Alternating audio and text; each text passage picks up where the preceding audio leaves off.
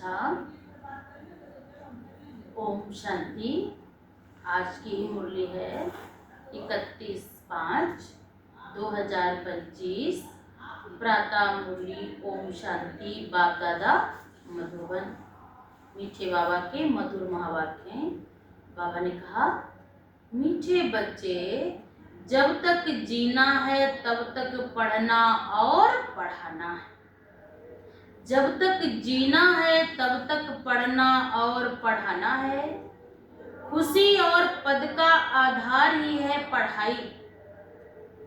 खुशी और पद का आधार ही है पढ़ाई। आज का प्रश्न है, सर्विस की सफलता के लिए मुख्य गुण कौन सा चाहिए? सर्विस की सफलता के लिए मुख्य गुण कौन सा चाहिए? उत्तर है सहनशीलता का। कहीं भी सेवा पे जाओ, कोई ना कुछ कह देता, अगर सहनशीलता नहीं होगी तो हम नाराज हो जाएंगे, उल्टा बोल देंगे, रोष दिखाएंगे। हर बात में सहनशील बनकर आपस में संगठन बनाकर सर्विस करो। सुना बाबा ने क्या कहा? बाबा ने कहा कि सहनशील बनकर आपस में संगठन बनाकर, बाबा ने कहा क्या करनी है? सर्विस करो। भाषण आदि के प्रोग्राम लेकर आओ। मनुष्य की नींद से जगाने के लिए अनेक प्रबंध निकलेंगे। मनुष्यों को नींद से जगाने के लिए अनेक प्रबंध निकलेंगे। जो तकदीरवान बनने वाले हैं वो पढ़ाई भी रुचि से पढ़ेंगे। उनको इस पढ़ाई से आनंद आएगा। वो सोचेंगे कि चातक पक्षी की तरह मैं इस प्यासा था, और जैसे वो ज्ञान मिलेगा वो ज्ञान की एक बूंद को अपने अंदर समाते चले जाएंगे, और ये ज्ञान उनके जीवन में दिव्य गुण, दिव्य शक्तियों से उनके जीवन को भरपूर बनाता जाएगा। गीत है, हमें उन राहों पे चलना है जहाँ गिरना और संभलना है। ओम शांति। क्या विचार करके यहाँ मधुबन में तो तुम बच्चे आते हो? क्या पढ़ाई पढ़ने आते हो? किसके पास? बाप दादा के पास। यह है नई बात। कब ऐसा भी सुना कि बाप दादा के पास पढ़ने जाते हैं? सो भी बाप दादा दोनों इकट्ठे हैं। बंडर है ना, तुम बंडरकुल बाप की संतान हो। तुम बच्चे भी ना रचता न रचना के आदि मध्य अंत को जानते थे। अभी उस रचता और रचना को तुमने नंबरवार पुरुषार्थ अनुसार जाना है। जितना जाना है, जितना जिसको समझते हो, उतनी खुशी और भविष्य पद होगा। जितना जाना है, जितना जानोगे, बाबा ने कहा, उतना भविष्य पद में खुशी होगी। मूल बात है, अभी हम रचता और रचना के आदि मध्य अंत को जानते हैं। रचना के आदि मध्य अंत को जानते हैं। सिर्फ हम ब्राह्मण ब्राह्मणियां ही जानते हैं। जब तक जीना है अपने को निश्चय करना है कि हम बीके और शिव बाबा से बरसा ले रहे हैं। सारे विश्व का पूरी रीति पढ़ते हैं, वह कम पढ़ते हैं, वह बात अलग है। फिर जानते हैं तो उन भवन का जानते तो है ना, हम उनके बच्चे हैं। फिर प्रश्न उठता है पढ़ने अथवा पढ़ाने का। उस अनुसार ही पद मिलेगा। गोद में आया निश्चय होगा हम राजाई के हकदार बने। फिर पढ़ाई में भी रात दिन का फर्क पड़ जाता है। कोई तो अच्छी रीति पढ़ते और पढ़ाते हैं, और कोई तो किसी को सूझता भी नहीं है। किसी किसी की तो बुद्धि में ऐसे फंसता है जैसे हम इस चीज को ढूंढ रहे थे, प्यासे थे, और प्यासे को पानी मिल जाए तो कितना खुश होता है। तो ऐसे ही बाबा ने कहा, किसी किसी को तो सूझता ही नहीं, और कोई कोई तो इस पढ़ाई को क्या थे? प्यासे थे। बस पढ़ना और पढ़ाना है, ये अंत तक चलना है। क्या अंत तक चलेगा? पढ़ना और पढ़ाना। स्टूडेंट लाइफ में कोई अंत तक पढ़ाई नहीं चलती। समय होता है, हर एक चीज का क्या होता है, समय होता है। तुमको तो जब तक जीना है पढ़ना और पढ़ाना है। अपने से पूछना है कितनों को बाप रचयिता का परिचय देते हैं। मनुष्य तो मनुष्य ही हैं, देखने में कोई फर्क नहीं पड़ता, शरीर में फर्क नहीं है। अनका वो भल मनुष्य हैं, मनुष्यों के भी शरीर हम आपके जैसे, लेकिन उनमें दिव्य गुण, मर्यादित जीवन, संयमित जीवन। आज मनुष्यों ने इस जीवन को क्या किया है, नॉर्मल समझ लिया है। यूं ही खाए पिए सोए, बस यही जीवन समझो। ये अंदर बुद्धि में पढ़ाई गूंजती रहे, जितना जो पढ़ेगा उतनी उनको खुशी भी मिलेगी। अंदर में ये ज्ञान रहता है, हम ये नए विश्व का मालिक बनूंगा। अभी हम स्वर्ग द्वार जाते हैं, अपनी दिल से सदैव पूछते रहो हमारे में कितना फर्क है। बाप ने हमको अपना बनाया है, हम क्या थे और क्या बने हैं। पढ़ाई पर ही मदार है, पढ़ाई से मनुष्य कितना ऊंच बनते हैं। वह तो सब अल्पकाल क्षणभंगुर के मर्तबे हैं, उनमें कुछ रखा नहीं है। बाप कहते जैसे कि कोई काम के नहीं है, लक्षण कुछ भी नहीं थे। अब इस पढ़ाई से कितना ऊंच बनते हैं। सारा अटेंशन पढ़ाई पर ही देना है। जिसकी तकदीर में है उसकी दिल पढ़ाई में लगती है। औरों को भी पढ़ाई लिए भिन्न भिन्न रीति पुरुषार्थ कराते रहते हैं। दिल होती है उनको पढ़ाकर वैकुंठ का मालिक बनाए। मनुष्यों को नींद से जगाने के लिए कितना माथा मारते रहते हैं और मारते रहेंगे। उनका माथा मारते हैं और मारते रहेंगे। ये प्रदर्शनी आदि तो कुछ भी नहीं। आगे चलकर और प्रबंध निकलेंगे समझाने के लिए। अभी बाप पावन बना रहे हैं तो बाप की शिक्षा पर अटेंशन देना है। हर बात में सहनशील भी होना चाहिए। आपस में मिलकर संगठन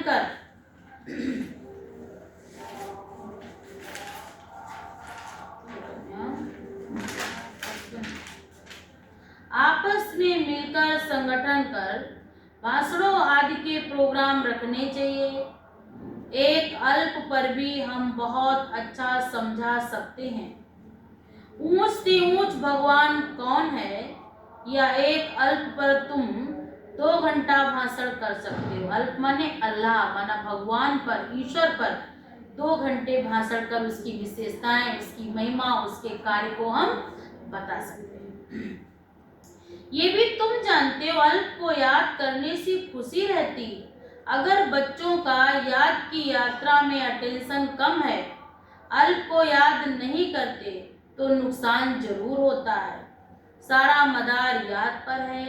याद करने से एकदम हेवन में चले जाते हैं, याद भूलने से ही गिर पड़ते हैं। इन बातों को और कोई समझ ना सके। शिव बाबा को तो जानते ही नहीं, बल कितना भी कोई भक्ति से पूजा करते हो, याद करते हो, फिर भी समझते नहीं है कि ये कौन है, क्या करके गए। तुमको बाप से बहुत बड़ी जागीर मिलती है।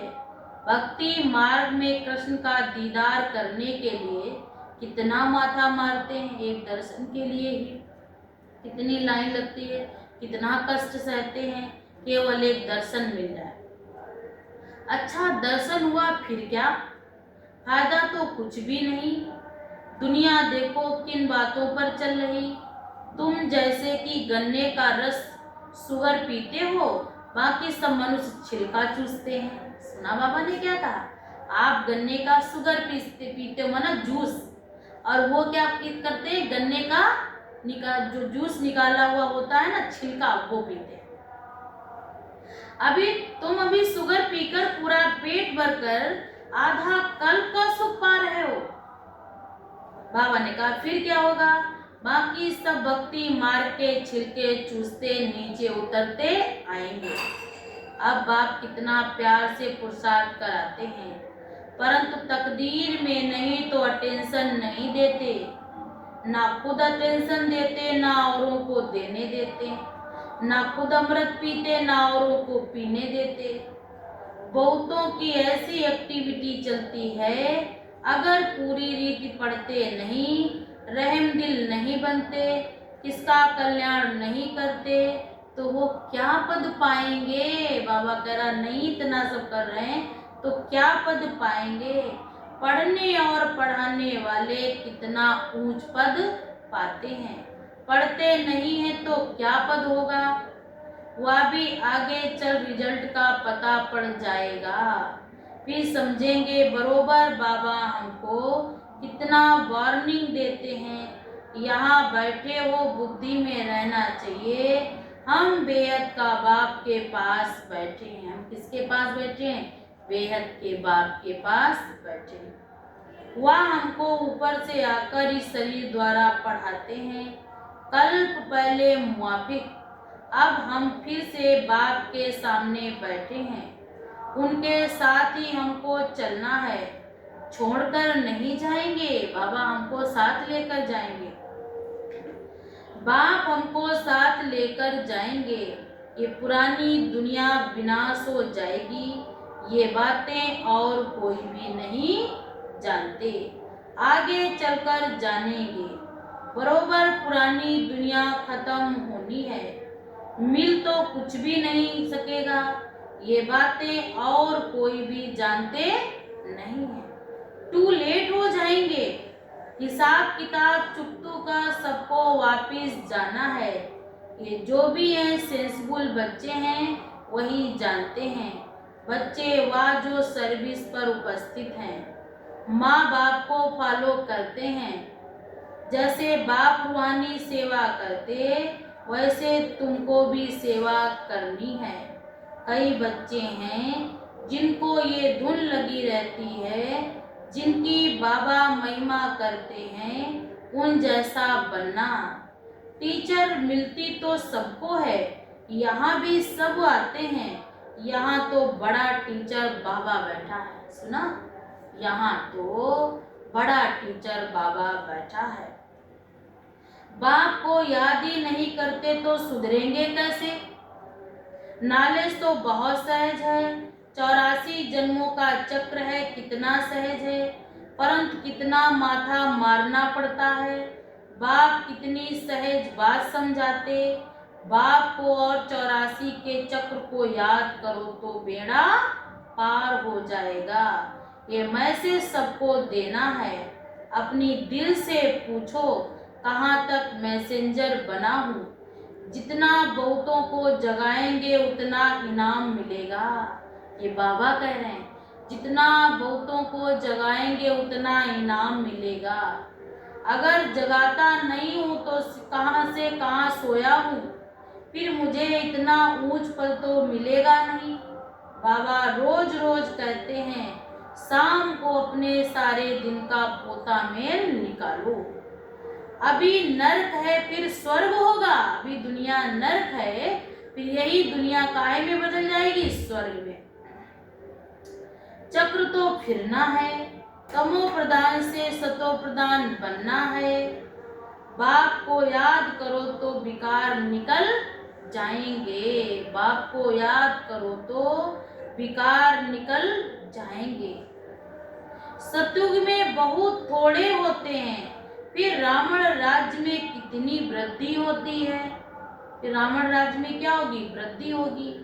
सतयुग में 9 लाख होते हैं, मात्र सतयुग में कितनी आबादी होगी, 9 लाख। फिर धीरे धीरे वृद्धि को पाएंगे, जो पहले पावन थे वही पतित बनते हैं। सतयुग में देवताओं का पवित्र प्रवृत्ति मार्ग था, वही फिर अपवित्र प्रवृत्ति मार्ग वाले बन पड़े हैं। ड्रामानुसार ये चक्र फिरना ही है।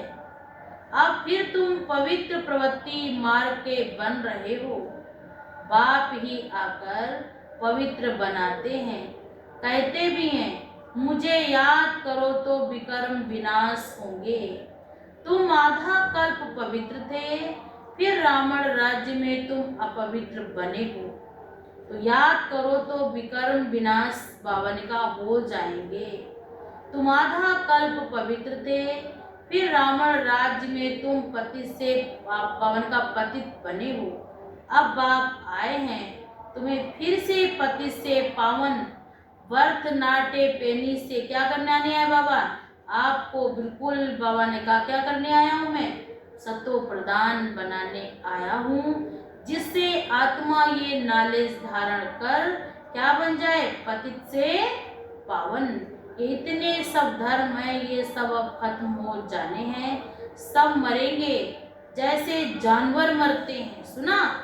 ऐसे मरेंगे सब झुंड के झुंड, कोई किसी को देखने वाला भी नहीं। जैसे बर्फ पड़ती है तो कितने जानवर पक्षी आदि मर जाते हैं। नेचुरल कैलेमिटीज आएगी, सुना बाबा ने क्या कहा?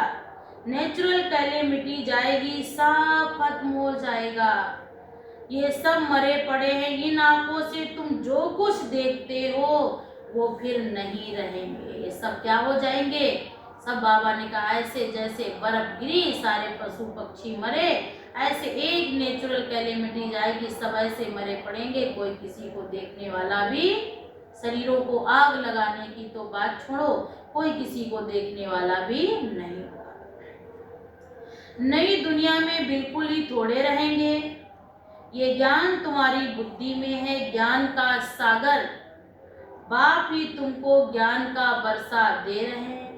तुम जानते हो सारी दुनिया में किचड़ा ही किचड़ा है, हम भी किचड़े में मैले पड़े थे, बाबा किचड़े से निकाल आज बुलबुल फूल बना रहे हैं। हम ये शरीर छोड़ेंगे, आत्मा पवित्र हो जाएगी, सुना?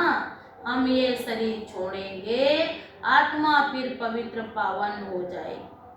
बाप सबको एक रस पढ़ाई पढ़ाते, परंतु कईयों की बुद्धि बिल्कुल जड़ है, कुछ भी समझ नहीं सकते, ये भी ड्रामा में नूंद है। बाप कहते इनकी तकदीर में नहीं तो हम क्या कर सकते हैं, हम तो सबको एक रस पढ़ाते हैं, पढ़ते नंबर वार हैं, कोई अच्छी रीति समझकर और समझाते हैं, औरों का को भी जीरे जैसा बनाते हैं, कोई पढ़ते भी हैं दूसरों को पढ़ाते भी हैं, खुद भी दिव्य गुण धारण करते हैं, दूसरों में भी कराते हैं, कोई तो बनाते ही नहीं। उल्टा अहंकार कितना है, जैसे साइंस वालों को माइंड का कितना घमंड है, दूर दूर आसमान को समुद्र को देखना चाहते। बाप कहते इसमें कोई फायदा नहीं है, मुफ्त साइंस घमंडी अपना माथा खराब कर रहे हैं, बड़ी बड़ी पगार उन्हों को मिलती है, सब वेस्ट करते रहते हैं। ऐसे नहीं कि सोनी द्वारिका कोई नीचे से निकल आएगी, ये तो ड्रामा का चक्र है जो फिरता रहता है, फिर हम समय पर अपने महल जाकर बनाएंगे नई दुनिया में। कोई आश्चर्यवत खाते हैं, क्या खाते हैं? क्या थे क्या से क्या बन गए, क्या थे और क्या से क्या बन गए, जरूर बाप दिखाते हैं।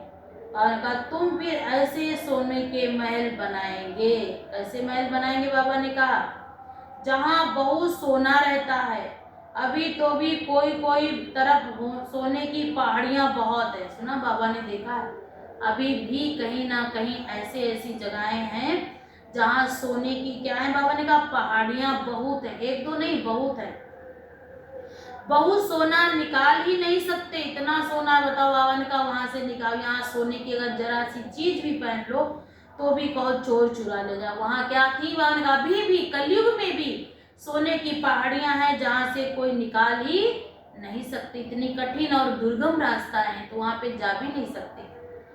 नई दुनिया में तो सोने की अथाह थालियां थी, वहां सब खत्म हो गई, जन्म लेते लेते कलयुग तक सब खत्म कर दी।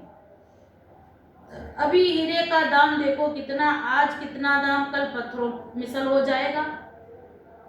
एक सेकेंड में एक बार नेचुरल कैलेमिटी जाए, सब हीरे का दाम जो इतना महंगा है, बाबा ने कहा फिर कैसे हो जाएगा? पत्थरों मिसल, जब लोग ही नहीं रहेंगे तो हीरे का क्या काम होगा? तो पत्थर।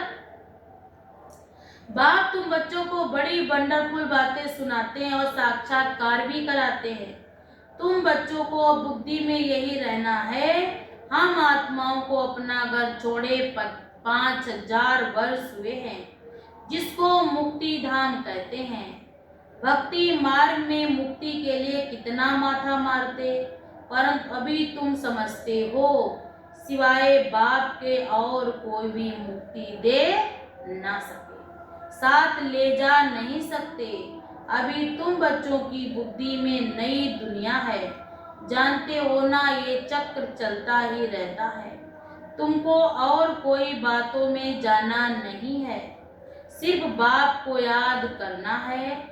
सबको यही कहते रहो, बाप को याद करते रहो तो विकर्म विनाश हो जाएंगे। सबको यही पैगाम देना है कि हे मीठे बच्चों, तुम सिर्फ बाप को याद करो। बाबा ने फरमान दिया है तो तुम्हारे जन्म जन्मांतर के जो सिर पर पापों का बोझा है वो सब उतरता जाएगा। बाप ने तुमको स्वर्ग का मालिक बनाया था ना। तुम मेरी शिव जयंती भी मनाते हो। कितना वर्ष हुआ है? 5000 वर्ष की बात है। तुम भारतवासी बने थे, फिर 84 का चक्र लगाया। ये भी ड्रामा बना हुआ है। तुमको ये सृष्टि चक्र आकर समझाता हूँ। अभी तुम बच्चों को स्मृति आई है, बहुत अच्छी तरह से क्या करना है, अच्छी तरह से। हम सबसे ऊंच पाठधारी हैं, हमारा पाठ बाबा के साथ है। बच्चों को बहुत अच्छी तरीके से पता है कि हम इस संसार में सबसे ऊंच पाठधारी हैं। हमारा इस संसार में बहुत श्रेष्ठ से श्रेष्ठ पाठ है। हम विशेष पाठधारी आत्मा विशेष कार्य के लिए इस धराधाम पर आई है। हम बाबा की श्रीमत पर बाबा की याद में रहकर औरों को भी आप समान बनाते हैं। जो कल्प पहले थे वही बनेंगे। साक्षी होकर देखते रहेंगे और पुरुषार्थ भी कराते रहेंगे। सदा उमंग में रहने के लिए रोज एकांत में बैठकर अपने साथ बातें करो। पवन का बाकी थोड़ा समय इस अशांत दुनिया में तुम फिर से बावन का शांति का नाम नहीं रहेगा। कोई मुख से ये कह ना सके कि मन की शांति कैसे मिले। शांति के लिए तो कहते हैं ना, परंतु शांति का सागर तो एक बाप ही है, दूसरे कोई के पास ये वस्तु है नहीं। वैसे तुम बच्चों की बुद्धि में ये गूंजना चाहिए। क्या गूंजना चाहिए? रचता और रचना को जानना है, ये है ज्ञान।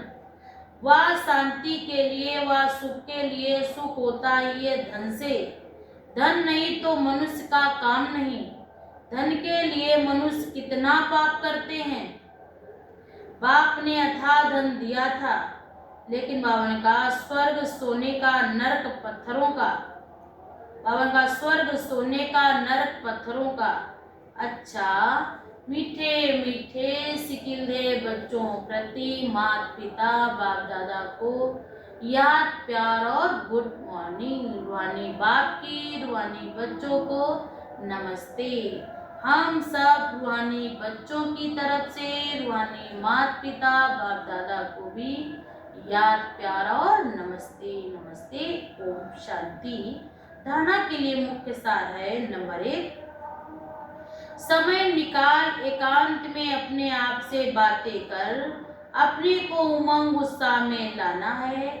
आप समान बनाने की सेवा के साथ साथ साक्षी होकर हर एक के पाठ को देखने का अभ्यास करना है। साक्षी होकर देखो, कराने वाला कौन है? हम तो एक निमित्त मात्र हैं, करणहार हैं। कराने वाला तो वो परमपिता परमात्मा जगत नियंता है। नंबर 2, बाप को याद कर अपने आप को सुधारना है। अपनी दिल से पूछना है कि मैं मैसेंजर बना हूँ।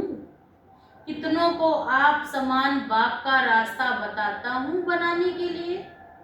वरदान है श्रेष्ठ पुरुषार्थ द्वारा फाइनल रिजल्ट में फर्स्ट नंबर लेने वाले उड़ता पंछी भव। सुना क्या कहा बाबा ने? श्रेष्ठ पुरुषार्थ द्वारा फाइनल रिजल्ट में उनका फर्स्ट नंबर लेने वाले उड़ता पंछी भव। आज का भावार्थ है, फाइनल रिजल्ट में फर्स्ट नंबर लेने के लिए नंबर 1, दिल से अविनाशी वैराग्य द्वारा बीती बातों को संस्कार रूपी बीज को जला दो। बीती बातों को संस्कार रूपी बीज को जला दो। नंबर 2, अमृत वेले से रात तक ईश्वरीय नियमों और मर्यादाओं का सदा पालन करने का व्रत लो और मनसा द्वारा, वाणी द्वारा, संबंध संपर्क द्वारा निरंतर महादानी बन, पूर्ण आत्मा बन, दान पूर्ण करने वाली, उनका दान पूर्ण करने वाले ऐसा श्रेष्ठ हाई जंप देने वाला पुरुषार्थी बनो। तब कहेंगे उड़ता पंछी फाइनल रिजल्ट का नंबर। तब कहेंगे उड़ता पंछी फाइनल रिजल्ट का नंबर। आज का स्लोगन भी है, वृत्ति द्वारा वायुमंडल को पावरफुल बनाना।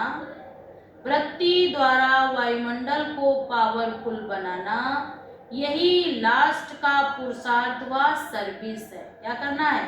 वृत्ति द्वारा, इतनी हमारी श्रेष्ठ वृत्ति हो, पावरफुल पावरफुल वायुमंडल बनाना, यही हमारा लास्ट पुरुषार्थ है। आज अव्यक्त सारे हैं, रूहानी रॉयल्टी और प्योरिटी की पर्सनालिटी को धारण करो। विशेष आत्माओं व महान आत्माओं को देश की व विश्व की पर्सनैलिटी कहते हैं। पवित्रता की पर्सनैलिटी अर्थात हर कर्म में महानता और विशेषता। बाबा ने क्या कहा कि महान आत्माओं को देश की व विश्व की पर्सनैलिटी कहते हैं। पवित्रता की पर्सनैलिटी अर्थात हर कर्म में महानता और विशेषता। रूहानी पर्सनैलिटी वाली आत्माएं अपनी एनर्जी, अपना समय, संकल्प वेस्ट नहीं गंवाते, सफल करते हैं। ऐसी पर्सनैलिटी वाले कभी भी छोटी छोटी बातों में अपने मन बुद्धि को बिजी नहीं रखते। वो विशाल दिल होते हैं, वो रहम दिल होते हैं। बात तो आती है, आकर के फिर चली जाती। इसलिए बाबा ने भी क्या कहा, समय निकाल कर एकांत में जाकर उस बाप को याद करो, उसके जो हमारे प्रति जो कर्तव्य है उनको याद करके उमंग में लाओ।